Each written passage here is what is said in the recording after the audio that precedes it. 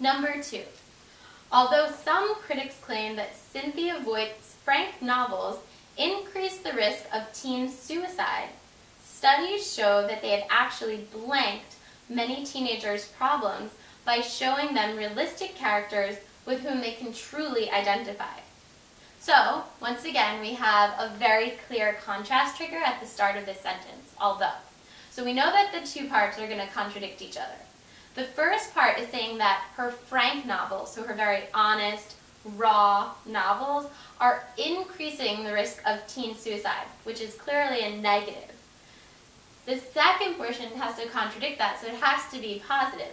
So it's saying that studies actually show that many teenagers' problems are probably going away or improving. So we need another word that means improving or helping.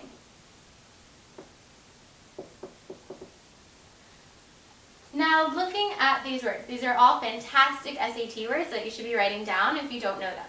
So exacerbate, maybe a word you don't know, so I'm going to put it in as a mystery for you. Disseminate, also a potential mystery, so we could leave it in as a question mark. Catalyze. Now, this word you probably have heard in a science class. A catalyst is something that starts something, that gets something going faster.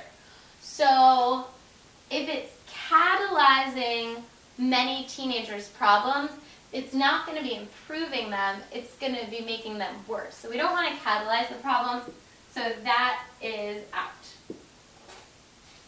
Now, mollified, we talked about already, so if you are doing what you're supposed to and keeping your vocab journal, you'll remember that mollify means to soothe, improve, help, or ease, which clearly fits very nicely with our prediction.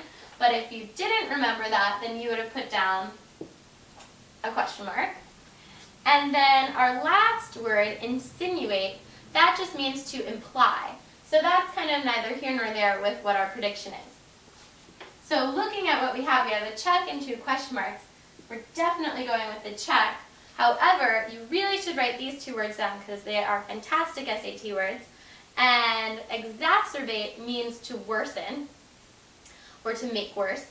And disseminate means to distribute. So we disseminated information at the college fair.